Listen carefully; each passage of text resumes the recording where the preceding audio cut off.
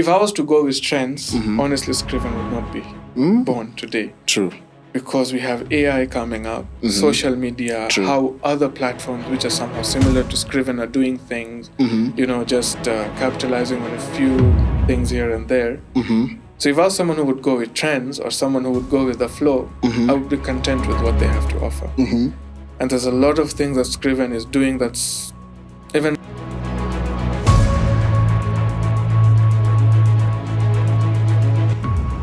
Hello everyone, welcome to another episode, another Kikwetu episode. It's a fantastic day.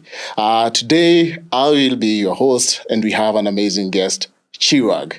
Now Jolly and Titus won't be available today because they are helping me at the background, and we have decided that we will be chairing and hosting and as an individual. So it's an amazing guest, it's an amazing day, and we hope we are going to have an amazing episode. So Chirag, how are you doing today? I'm doing well, Fred. How are you? I'm also doing well. Good. I've been looking forward to this. I'm quite excited too for this. Yes. Today. Yes, it's been amazing. It's amazing to have such a guest, such a profile. And I believe it's a wonderful day for also to our community as a whole, just to get to interact with Chirag, to know what he does, to know his story, to know how he goes or navigates between the lines. And I believe it's going to be a fantastic ride. So thank you so much. You're welcome. So I'll begin with who is Chirag? Chirag. Let's start with professional. Chirag, what people know me as, is the founder and CEO of Scriven. Scriven being a platform that is being built to empower readers and writers worldwide, where they can grow, connect, and thrive using authentic experiences, meaningful engagement on a digital platform with literature. And this way we're going to make literature exciting for everyone, all ages, no matter how old or young you are, whatever genre you're looking for. But this is how we make literature fun and exciting on a digital platform in today's age. Nice, Chirag. And what about, that is your professional you. What about the individual Chirag? Individual Chirag, someone very friendly actually. So yeah, sometimes people mistake me to be someone very serious or maybe not outgoing as such. But yeah, let me tell the viewers today that is not true. Chirag is someone who's very chilled, open to talking and socializing. Yeah. And if you get to know me well enough, you might just find me fun. Yeah. I already found you fun at some point. And it's amazing being with you today. So given that you've talked about your individual life and professional life, I love also to dig deeper and just understand, like, how was your life growing up, like, especially from your teenage years, that what made you who you are, both as an individual and as a professional? So my life to the outside world was actually quite simple. Someone who didn't have a lot of things he would do, at least to the outside world. Home, school, home, few friends. Not a lot of activities I would indulge in, at least like extracurricular, but yeah, I would. At school, very active with so many activities. Studies, I was there. Sports, I was there. Music, drama, whatever, you name it, I was there. Creative, I was there. But the journey wasn't really that simple. I mean, I made it look simple. Maybe a lot of people just have told me, you make it look so simple. How do you do this? But on the background, I knew what I was working on. Since I was a very young kid, I knew today what I'm doing, it's been a very long process. So building it, learning myself over and over again, learning new things about myself, building myself to be what I am today and now to move further. So it has been quite an interesting journey, at least on the inside. And I guess that's what today is all about, right? We're not showing people what's on the outside. True. Showing people what's on the inside. Yes, because one of the things that I loved and when I was interacting with you is like you have this kind of profile. But at the end of the day, like when I came to interact with you, I found this human side of you, and I told myself, if this is what it means, like I'd love to know the story. And what experiences specifically shaped you? Maybe if we look at you, you've introduced yourself as a CEO and founder of Scriven. Like, what shaped you into this, especially when we consider your young life, your young time when you are still young, you're growing up and everything? Well, what shaped me I think the most basic things, let's say charity begins at home. So I always grew in an environment that was tailored, to an experience like where you could thrive. You're not forced onto anything. You can do what you want, but do it so that it's worth it. True. That's the kind of environment I grew in. So it was a very chilled and strict, but still quite relaxed. It's not where you would be forced to do something, but it's also where you're not allowed to step out of your lines. Oh, nice. Interesting. So I guess that is what has shaped me to be what I am today. And while growing up, I've been the kind of person. My peers are doing this, and I have to do that. That's not what has been in my mind. In my mind has been, I am this kind of person, and this is what I want out of this, and I will do what it takes. So if I have an exam tomorrow and I feel like I don't want to study, I don't have to study, I have enough, I'll go play even if my peers are studying. Or if my peers are playing football somewhere and I have to be in a particular place for some sort of activity, volunteering or co-curricular activity, I'll go there. I wouldn't be like, oh, because my peers are not going or because my peers are out there playing football or cricket or whatever, I'll follow them there. Just being master of my own will, basically.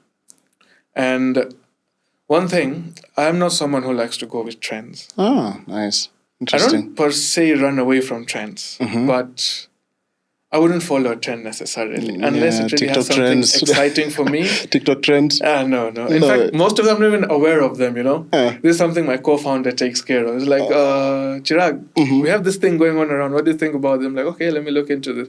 Or the rest of my team. In fact, even Labubos is not something I saw online. It's something I was informed of. Because I don't follow trends. Ah, nice. Unless it's something interesting or it has something in it for me. But my philosophy has always been, don't always go for the trend unless, maybe for marketing, sometimes you got to go with trends. But True. if it's for me, for what I'm building, not trends. It's about standing out. Yeah. How do you rise up above the crowd? And you go with trends, I feel like you're just blending in with the crowd and then you don't stand out. Oh, yeah. So that's the kind of, mindset I've had ever since I was a kid. Ah, nice to know. And given that Scriven is a bit out of trend, like the first time I interacted with it, I saw, okay, this is a very new idea. This is a very new concept. Do you think like your personality of not trying to get into trends is what shaped you even to found Scriven? Yes, you can say that.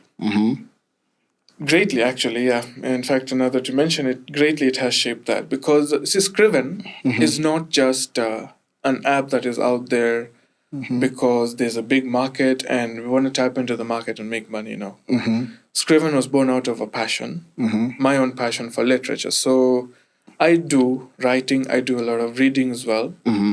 And there's sort of a passion I had, and I would interact with a lot of literary content back in the day. In fact, my writing was something people liked a lot, from my teachers to my friends to my classmates, schoolmates. I was always good with my words, and still am. I mean, that's what people say. So that's where it began, the journey or the Scriven, like that idea. So, yeah, saying again something that's not in trend, yes, people ask me. I've not heard people doing this. Are you sure that this is something that people want to tap into?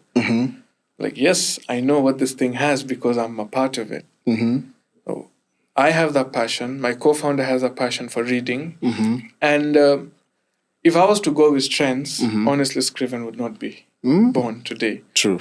Because we have AI coming up, social media, how other platforms which are somehow similar to Scriven are doing things, just capitalizing on a few things here and there. So if I was someone who would go with trends or someone who would go with the flow, I would be content with what they have to offer. And there's a lot of things that Scriven is doing that's even revolutionizing is like an understatement. It's a whole paradigm shift in literature and the digital space. Interesting. And I think I'm very interested. I'm a very interested person in when it comes to literature because it has also been part of my life as a whole. Also good in literature in high school and such, but I don't know what happened when when I got out into the you're the tech kind of world. people we're looking Yeah, for. yeah. And I think that's one of the reasons why we need such an innovation. And if we backtrack a bit, given that Scriven is part of tech, yeah. So, given that you have been co-founding a tech startup, like where did your interest in tech specifically sprout out from? Interest in tech. So initially, interestingly, when I was 5, 6, 7, 8 years, I wanted to be a doctor. So I would buy these doctor toy kits and be look at doctors out there. And I wanted to be a doctor because like, yeah, doctors do something interesting, they're saving lives, and they have something new they're doing every day. Even when I was a kid, again, it was all about doing something new, something different. So I knew a doctor's life is not boring. It's absolutely I not. also wanted to be a doctor at some point. I Uh, wanted to be a really? surgeon at some point. I think that's what I was telling people when I grow up. I want to be a doctor, but good for me. I realized myself earlier, and now I just had to switch a bit. Yeah, it was a dream. Right. So I want to be a doctor, but my father is an engineer. He's a mechanical engineer. Ah, nice, interesting. And we would have sometimes guests coming over with laptops. Laptops were quite new. This was back in 2008, 2009 there. Laptops had just started entering the market in Africa, in Kenya. We had touchscreen phones coming up, and those three. So we started with the BlackBerry ones with the big keyboards, and then went to the I owned small one screen of that. Galaxies. I own one of those. I remember I owned one of those. So these things would really excite me, and Dad also bought a whole desktop, put it at home, and something just sparked in me like, how do these things work? These things I'm seeing on the screen. Curiosity around it. How did they come to be? I mean, you see a car, it's moving. I know the moving parts, and this pushes that. But yeah, I know you might imagine as a kid, how come you knew all that? I don't know how I knew it. I just knew. But so I was curious. There should be something that's making this. There's somebody who's making it do all these fancy things. And let's be honest, back then, tech was actually much more interesting. These days, it's quite monotonous. True. Back then, tech had a lot of interesting things coming up.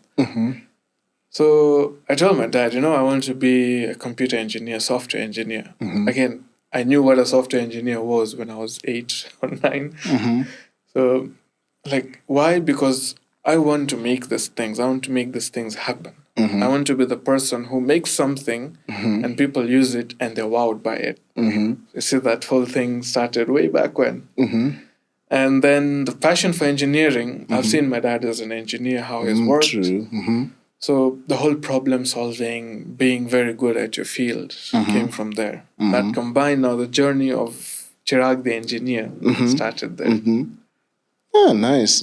And even if we backtrack it again further, given that engineering and tech, these are skills that not just exist as talent. Yeah. Like you ought to have learned them from somewhere. So like, how was your education journey? Like, what shaped you? What guided you? The light that you had towards engineering and tech. My education journey was also, well, very straightforward actually. There's not a very big story to tell there. At school I was always a brilliant student. Loved by teachers, loved by my classmates. I was also loved by other parents, they would like what I would do, and the influence I had on the kids also, when you're in that group, one influences the other. As I told you, I was not one to easily be influenced. I would influence the rest. So yeah, I was always a brilliant kid. Okay, not extraordinary. Let's not mistake that. I was not an extraordinary kid. I've never been an extraordinary kid. But I was brilliant for sure. So topping the sheets, topping the marks, going somewhere, at least being outstanding in one way or the other. In primary, I got good grades in my KCPE. Went into high school also. I stood out immediately. In fact, all throughout, I would always top. I mean, that's something that I guess I'm known for in the school. Talking about engineering, so slowly by slowly, it was things that kept sparking my interest. It's something that automatically went there. So science-related things, mathematics-related things, physics, how things work. Why is this like this and not like that? being into the whole practical application of things. That is how the whole engineering journey has been shaped along the way. Ah, nice to know. So that is education-wise. So which high school were you by the way? Studied in Kericho Secondary School. Kericho Day. Yes, I'm from Kericho actually. Oh, do you have an accent? We can try. Yeah. Habari. I'm sorry, son. Okay. Oh, yeah. So how good are you in Swahili by the way? Pretty good. Pretty good. Yeah. So you should maybe along the way a bit of it might have faded, but I'm still good. We can then proceed in Swahili. We can. Oh my god! I hear like now that you're also a competent Swahili speaker. So which initiatives have you been, especially pertaining to Swahili? Like umekuwa kwa initiatives gani? Like the ones that shaped your Swahili journey? Because Swahili is also a very hard language to learn. Mainly my primary school journey. So I studied in a private school. Just next to my home. Actually, we shared the wall with the schools. So we had good Kiswahili teachers at that school. A school was called Fountain Schools at that time. And so the teachers we had were quite strict. And, because it was still a very new school, they're still trying to build that reputation of being a good school. They want good grades out of students. So there was no room for error. Whether you're writing, whether you're answering questions, you need to get every grammar right. Ngeli. Mnyambuliko wa vitenzi. Yes, that's the word I was looking for. Pakumu. Pakumu. Walito wako. Walikulako. Ukubwa na udogo, you also have to get it properly. Medhalis, vitendawilis. You had to get them right. And you needed to know the meaning. So that is what, shaped in language. And basically in language, I do believe that if you're learning any sort of language, try and learn it as it should be. Don't just learn it for the sake of learning. Learn it, try and grow into it. True. Yeah. Scriven is also something now. Let me bring in Scriven again. That is what we want to do with Scriven. If you're pursuing literature, we are going to make you pursue literature in the most authentic way possible so that you enjoy it. And it becomes a part of you. Like you left it in high school. True. Yeah, I left it in high school. We want that thing to keep growing. Yeah. On these platforms in a very exciting way. So my Kiswahili journey of mainly my primary school is what shaped my Kiswahili. And high school was mostly a walk in the park, honestly. Yeah, nice to hear, given that now all this time I've been communicating to you in English. Hata karibu nikusengenye na Swahili. Oh man, ningebant. I could have. Ningekuwa nimechoma. Yeah, so given that you have quite an interesting education journey, even if you say like there's nothing much to say about it, and I believe you studied abroad at some time, like yes. I'm calling your home abroad or something. Yeah, so I'm Kenyan. You're Kenyan. So you studied abroad at some point. Yeah. Like, what did that do, especially when it came to you making career choices, especially where you are right now? Like, which choices did you make pertaining to your career, coming from your education, maybe in India and? Well, the main thing that I got there was exposure. So I always knew what I want to do, how things should be done, how tough it's going to be, the whole entrepreneurial journey. Knowing is one thing. Seeing it, experiencing is another thing. So right now I'm experiencing it. But for you to truly learn something, exposure is very necessary. You cannot sit in one room, live under a rock and expect to be good at something. You might be good theoretically, but practically you need to be out there to see these things. So I studied in India. And the exposure I got there was crazy. And in fact, my advice to everyone out there who's even looking for options to study abroad, don't rule out India as an option. Because the exposure you get in India is crazy. In fact, I would say the kind of exposure you get in some fields in India is like none other anywhere else in the world. True. People run after all these other countries. You've heard of so many countries now getting congested after they open their borders to immigrants. But if you look at India, the rat race there is crazy. People are running after everything. There's no one field you can think of that, okay, let me do this and I could easily get something out of it. No.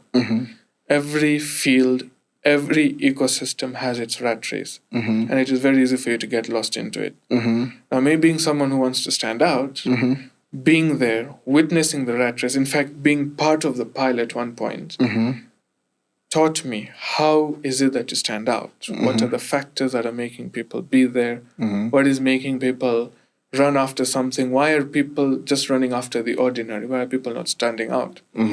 Even startups. India has a big startup ecosystem. I could have done it there also. I could have done any idea. Interesting. So a startup is also somehow a rat race in India. It's become a lot of startups are coming up. But what do you pursue? How do you pursue?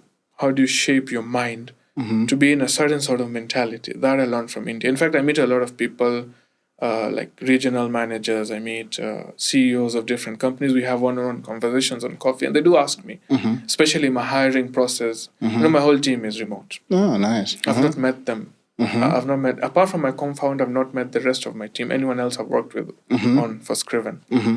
And they asked me, how is it that you're able to get work done so smoothly, such people? I'm like, I've been there. I've seen how people are in that rat race. So I know how to pick from that pile and get what I want out of them. So that is the main thing that India taught me. Interesting. And I think this exposure is something that is really fundamental, especially for our growth as professionals. Even me, like there's a lot you get by traveling outside maybe your niche, just trying to explore. And I believe even regional niches usually play a very important role, especially in shaping us. And I think your early career might have been in India, given that you did your university degree from India. So can you shed a bit of light in that? My early career is also interesting. It's not even focused on one field or one industry. We start from 2020. We would have these technofests in university, 3-day events. So there was a hackathon I attended, formed a group of 3, and it was a 24-hour hackathon. So you stay awake. You know how hackathons are. True. All night, you're coding all day, you bring your product to life. And I worked with someone, we had a team, I worked with someone. Once the technofest was over, next week he comes to me. So he liked my content writing. We had some content we needed to do. That time, remember, ChatGPT didn't exist. True. Back in 2019, yeah. ChatGPT did not exist. You had to think things on the go. And I would think things on the go. There's your content. Amazing. There's your content. Let's do this. Let's do that. So this guy came to me. He was working at a startup in India. It was an architecture startup. They used to do parametric designs. And he just approached me as like, we had a lab, like, would you want to do an internship in content writing? Like, sure. Now, one thing, I'm always open to opportunity. I go into things open-minded, and I like just mingling, socializing, mingling with anything. Where there's knowledge, where there's something to learn, I'm there. That's how we met, even. That's how I got into that. So I'm working in an architecture industry, writing content, learning about the industry, doing copywriting, naming their products, all these things. So this is something non-technical, but I'm there. It's not my field. Because remember, I'm in computer science. After a while, I let go of that. Came back here during COVID. COVID hit, came back home once lockdown was opened up in India. Worked with Dad in his company. So Dad is a mechanical engineer, workshop in Kericho, a place called Litain, where we work with the KTD factories around. And there, I got into, so I have a bit of understanding of what he does, but I don't know how the industry works. I don't know how the tea industry works. I don't know how, particularly to talk to people, how to, get contracts, how to get deals out of people. But that's there, he's handling all the technical side of the company, and I'm there.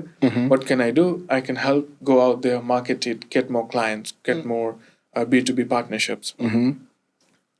So I don't know anything about, I'm just like that, left out in the wild. Let me do.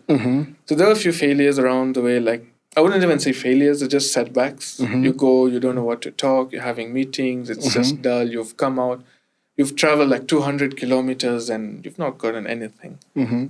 But slowly by slowly, I learned. How do you talk to people? How do you engage people at different levels in a company? I started understanding the industry more. I'm a computer science engineer, but I understand team machinery, how they function. I understand Interesting. what is wrong, what is not, sometimes more than even the people working there. So, because I absorb knowledge, I like to take things in. So that was another shaping point. Came back to India now after COVID was a bit now something that was in the low.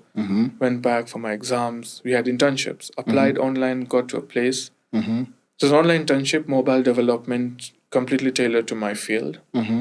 So I did the mobile application, something to do with the sports and an urban setup that helps you schedule sports, book sports, plan sports, book your slots, scoring, everything in an urban setup. So I did that, and they liked my work, and I was allowed to even continue with it while I was studying. So once I went back to university, I worked and studied at the same time. After a while, I resigned because now I had a lot of presentations, a lot of exams coming up. Like now I need some space. I don't want to be stuck. Like promise them something I can't deliver. Then came to a point where shortly after we had placements in India, so I got into KPMG India. Very competitive process, by the way. That's also something a different story. But when I thought about it, I didn't take that offer. Oh my God, KPMG. KPMG India, yes, I did not KPMG. take that offer. You should call me right now. It was a bold step, actually, a very bold step. But I took my time to think about it. It was a very bold step. I had a few disagreements with my parents also. How can you let go of such an opportunity? KPMG was big then. Yeah, it was big then. Was big, and it was a very good position. Plus, you know, from a career perspective, that is a sure bet. Yes, it was. It was a very big stepping stone that doesn't just come easy. But I told you, I always had something else in mind. That is why I let go of it. And then just shortly before my graduation, the place I interned at called me again. Would you like to join us again? We liked your work and we would like to continue working with you, and you can help us develop our app. So with them, I worked remotely. I put my condition, I'm going to work remotely. I worked with them remotely, built the application, learned a lot from the director of the company. In fact, I owe a lot of things I learned today that I'm applying in Scriven from him. He did help shape a few things, a few skills in me as an engineer, as a leader, as an entrepreneur. So roughly 2 years, like 1 year and about 10 months, I worked with them, launched the application, and I was ready to go on. Like they would let me go on and for as long as I wanted, but I resigned because all my focus I wanted to put it on the parent company, CSP Ventures Limited. So Scriven is a subsidiary product of CSP Ventures Limited. CSP Ventures, So I resigned to focus on CSP properly, the product Scriven, and every other aspect that CSP is going to do. So just to let you know, CSP, Scriven is just one product, but we have a lot of other innovative products which will be coming up down the line, nice. one by one. Something that's going to excite people. Nice. You should be putting me on the loop in this. So absolutely. I need just to interact with them, given that I've seen your creativity and how it goes, like how the vertical of your creativity, and it's something that I usually love to interact with, especially your intellect, a person with your intellect. And what you've been doing and your journey and even your products you build, like Scriven.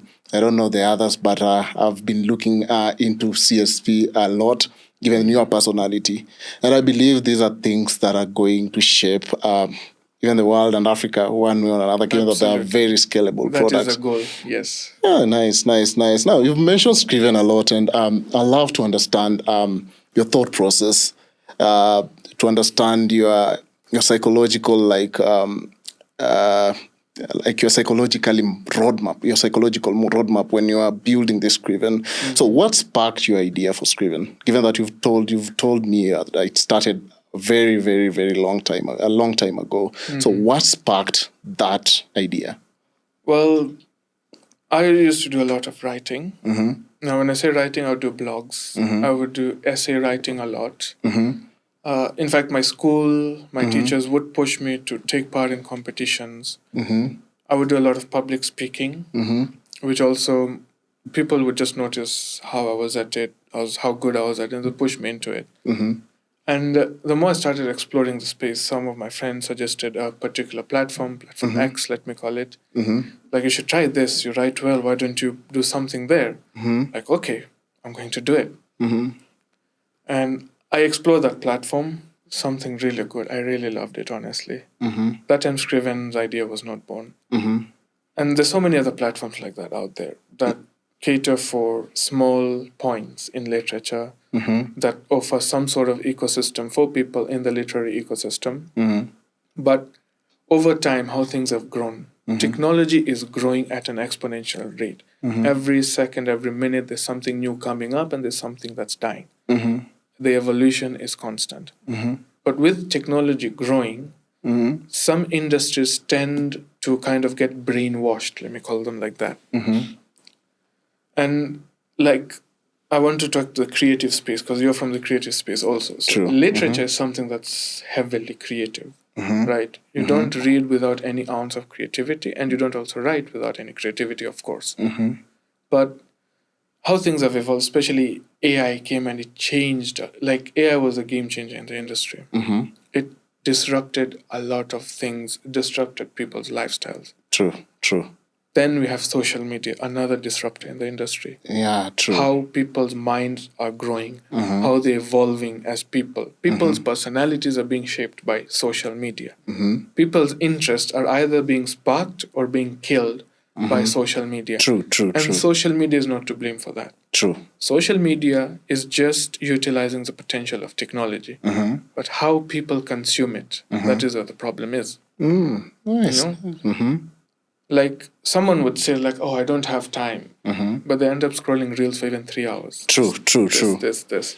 Yeah, and it's something that has been really, it has been a very, very big roadblock, especially for creatives as a whole, and also for tech enthusiasts, because you find, like, especially when you find that these hard tasks, like maybe you go and maybe you meet a blocker and then you say, okay, now as I'm thinking about it, let me go back to social media just to see it. It's a way, like, it's some sort of therapy. Even me, I face it. It's some sort of therapy, and then you end up spending the entire day. You want to unwind, you want to relax. True. Do it. True. But what are you consuming there? True. Okay, social media these days is full of a lot of, for men, there are a lot of women, naked or half naked, just modeling there, and you get distracted. There's a lot of people sharing opinions which don't even make sense. And then they make you think in a certain way that is not you. That is not you, but you become like that because of social media. And it is creating a lot of toxic culture in True. people. And when you just go through social media, maybe platforms like TikTok, Facebook, I believe there are so many pressures you can encounter, even as a man, especially. Like, you find your peers, your age mates, maybe people in the same founding stages as you. Like, for your example, you're founding a startup. Then you find somebody with the same founding stage, and social media has made you believe, okay, this person is doing better than you. Maybe he's doing excellent. Like, see the guy is driving, see the house he's living in, see the ladies he's dating, or see the guys he's dating. Exactly. And she's dating. And I believe, like, that's one thing that has really, downgraded the morale of the society as a whole. And I wanted also to know, like, how do you maneuver that, given that you are doing something very creative, you're building something that is away from the trends. How do you manage to navigate, like, from these social media pressures, from these peer pressures? So now I'm going to still link it up to this. So, social media, again, it is changing how people are thinking. It is affecting people's focus. People don't even want to face reality anymore. People are scared of facing reality. I have friends, I have people, even strangers, like, I talk to. Sometimes I tell them about something and they start crying, because they're so afraid to face reality. And I understand it is very difficult to face reality. But social media is not the place where you're going to learn how to face reality. True. So many youths, and this is my advice to them out there, you cannot use social media to face reality. You can never. You can get an idea about reality from social media, but you have to go out there to learn reality in the first place. That's why you've followed my journey. You've seen most of the times I'm out there putting myself out there. It's because of this. Yes. That is where you learn the real deal. True. And coming now to your question, how do you maintain that focus? There's also a question I've been asked a lot, including by my housemates. How are you like this? I mean, building like this is not something easy. And that's the thing. I see a lot of things happening. I see parties happening. I see people going out on vacations, on dates, hanging out with girls, hanging out with friends, driving, going on drives, buying cars, spending even time with family. You know, I'm not getting to spend that much time with my family. But you need to know in the long run what you're working for. And this kind of focus came from a subtle dedication that I have inside me. And it is something that I built over time. It is not that I woke up today and in 2 weeks I built it. Yeah, true. Or in 3 weeks I built it. This whole journey of Scriven, of CSP, is a 9-year-long journey today. And in 9 years is when I was able to build all this. So this whole journey has been about building myself. Like I told you, I knew what this thing would demand. That focus, that dedication. If people are doing something and you really want to do it, it's not that I don't want to do it. You get that urge. How to beat that urge is what I have built over time. Because I know what I'm working on. And it's about attachment and detachment also. True. Attachment, detachment, by the way, just contrary to a lot of popular belief, does not mean that you do not care about things that you're detached to. And if you're attached to something also does not mean that you care for it absolutely the most. Most cases it is that. But like right now I have to be detached from a lot of my friends. I have to be detached from even my family. But that doesn't mean I don't care about them. True. Being attached to them is where now the question of focus comes. True. There are a lot of issues going on out there with my family. I'm gaining friends and I'm losing friends. True. Friends treat you well, they treat you badly as well. True.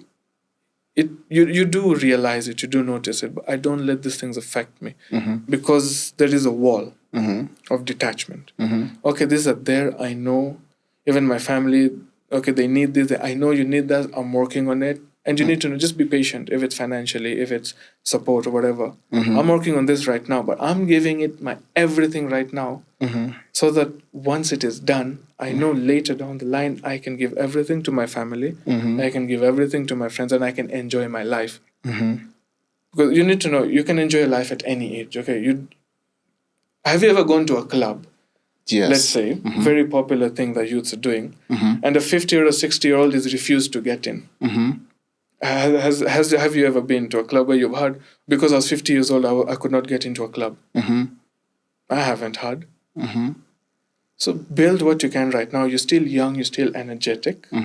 Build that focus. Get out of social media, get out of that virtual life that people are showing you. Get into reality, because in the background, things are ugly. True. Even no matter how happy a life someone is leading, they're just showing you the happy side. True. The ugly side, face it right now when you still have the energy to. And when you're going to build, you might not enjoy life in your 20s, maybe not even in your early 30s. But when you enjoy it, you're going to enjoy it like no one else ever did. And that is what I'm doing right now. I'm focused on my work. I'm missing out on a lot of things out there that my friends are doing. True. But what I'm doing right now, my friends envy still. True. And they will envy more later. True. So look at it in that manner. True. I think having such kind of focus and initiatives is one thing that you get envied a lot with the society, because we know there are a lot of distractions. Every day there are fewer people who are able to live up the challenge, especially with founding. It's not easy, especially when you look at both the economical standstill, when you look at the financial burdens and expenses involved, when you look at talent, how do you retrieve them, how do you treat them, given that it's a young company also. I believe keeping such focus when you're dealing with all that is something magical, and is something I have really learned to love about you. And if I may also ask about Scriven, 1 minute, like there are challenges involved, of course. Yes. It's a startup. It's a young company, right? It's a company that still demands a lot from you, Yes. both internally and externally.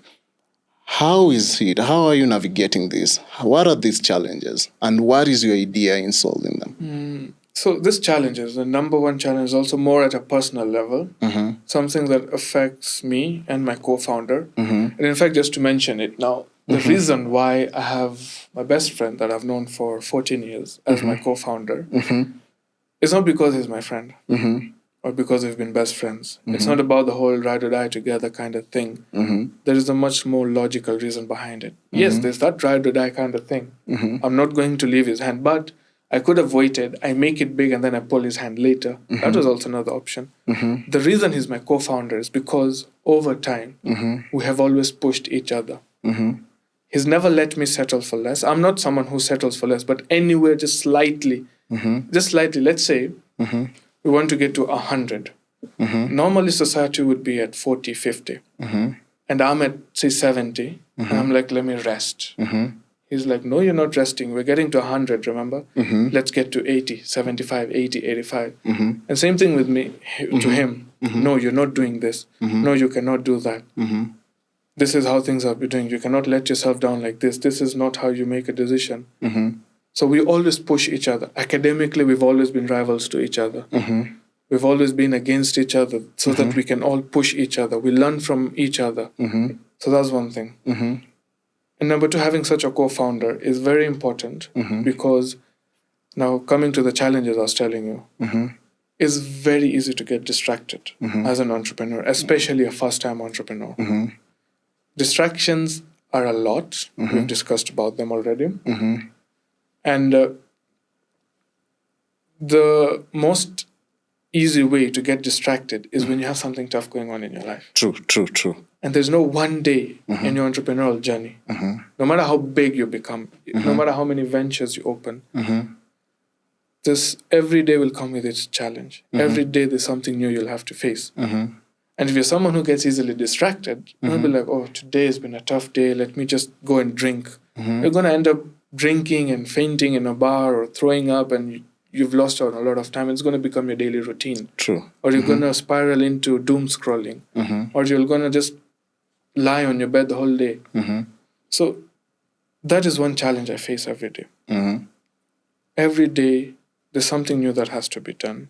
You're being drained emotionally, mentally, physically also. It does things to you. You know, your body is like, no, you cannot do this to me. But sometimes it just demands. You don't have an option. You know, a lot of people see and they think that I do these things voluntarily, staying up late, not eating properly, or giving in extreme hours, 16, 18 hours.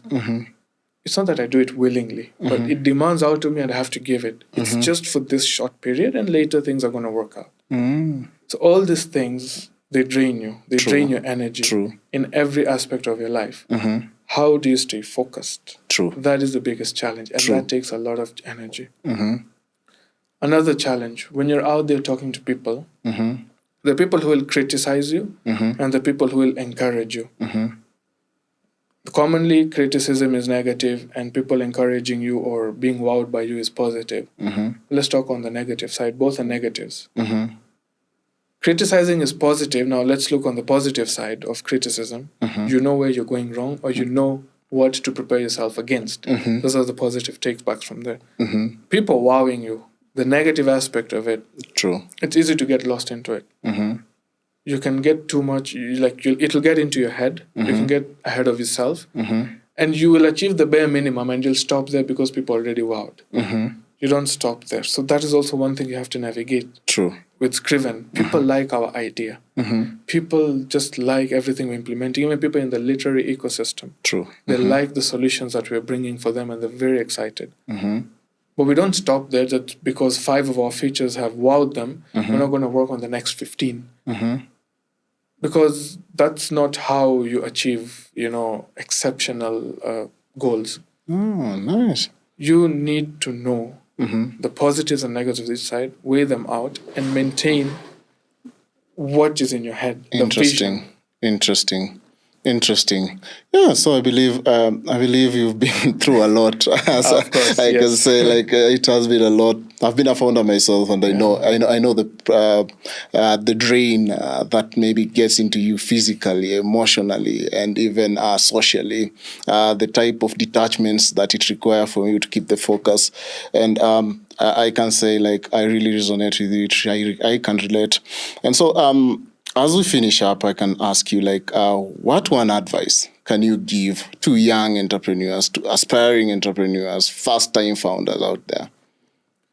Well, I would say one thing, and I've interacted with a lot of youths around here in Kenya, like Nairobi, Kericho, Nakuru, all the cities I've been to in Kenya, in India. You see, you as a youth, you look at your peer, or you look at even someone in their 40s or 50s, and you're wowed by what they're doing. Like, oh, dude, that 50-year-old guy is a millionaire, and he spent 20 years of his life on this. Of course, it's interesting when you hear about it.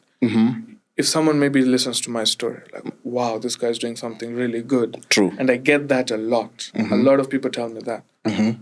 And they're like, oh, I want to do that. I wish I could do that. Or I'm going to start doing this so that I can now also do something like this. True. But that is where people stop. There's something more inside. Go deeper. Build your focus, build your dedication, build on your skills. Don't just be wowed by it and be like, that is a good genre, I'll get into it. Know more about it and start diving deeper. It is going to drain you. It is going to be difficult. And but you have to give it what it requires, at least for the start. You know, there's that threshold. True. The moment you can just overcome that threshold, everything else is easy. Nice. It's how people tell me you make it look so easy. It's because I've overcome that threshold. So that's why I make it look easy. True. Yeah, there's that optimal point you have to crush. Yeah. Yeah, and there's one more vision I would like to share. Point with the youth is when you're doing something big. Yes, I know we need to sustain ourselves financially. Money should be there for us to live. True. In today's society. True. Fine, it's okay. Hunting the money is not wrong, but don't do it only for the money. Hunt something bigger than money. And this is something I tell my team. Anyone who joins my team, either as a freelancer, as a full-time employee, part-time employee, anyone who's been part of the team and is no longer part of the team today, True. I have always told them one thing, and I repeat it over and over again. Money is a byproduct without which we cannot do. True. But focus on the vision. Have something bigger than money that you're working towards. True. And if you focus on that, and if you're achieving it, it might drain you even financially earlier on. It might drain you physically, mentally, emotionally. But the moment you have just gotten a smooth road to your vision, that money is going to come in and you won't even know what to do with it. A lot of it is going to come. So as much as you're hunting the money, hunt something bigger than money, because money, today it's there, tomorrow it's not. But your vision, if you're clear on it, it's going to bring money to you. It's going to bring so much more to True, you. it's going to work eventually. Yes, Eventually it works. Eventually your vision pays out. It pays and one thing I also tell people is it doesn't have to be economic value. Sometimes you can have social value. You can have social impact. You can have cultural impact. Absolutely. And we should always value our visions, not only in terms of finances, but in terms of all the values and impact you can create as an individual. And so, wrapping up, I know you're a good Swahili person.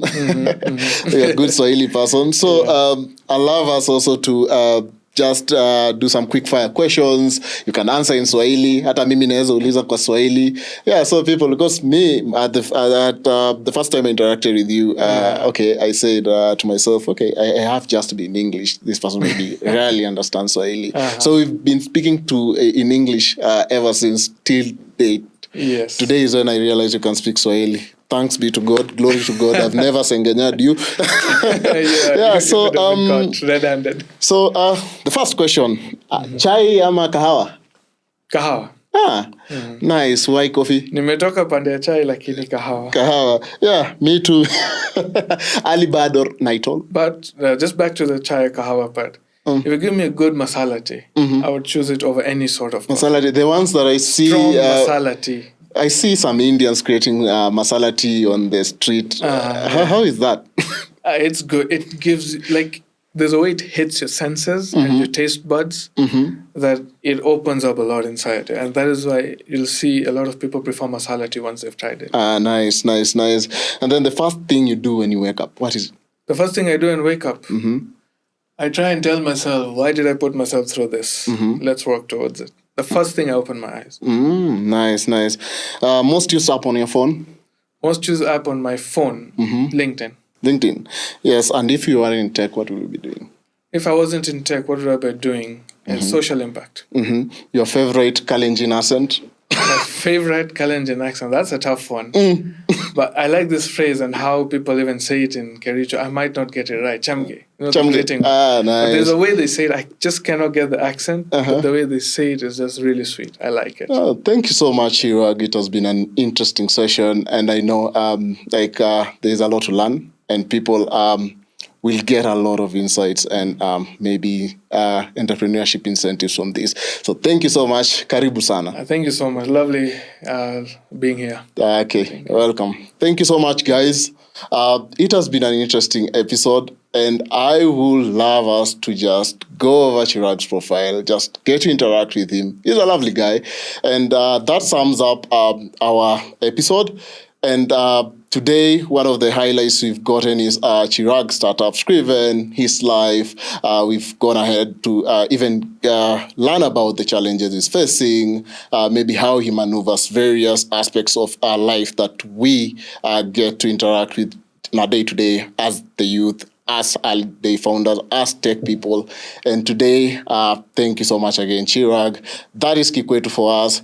That is Kikwetu for you. And hopefully, it is an exciting episode to you. So thank you so much. Follow our socials at Kikwetu Podcast. Make sure you hit the like and the subscribe button. As I told you, Najoli and Titus are here with us. They are the background. It's my first time podcasting, so hopefully I'll learn again. So thanks so much, Chirag. It has been an exciting session. So asante sana. Enjoyable session. Thank you so much, Fred, for having me. Okay, thank you. Welcome. Got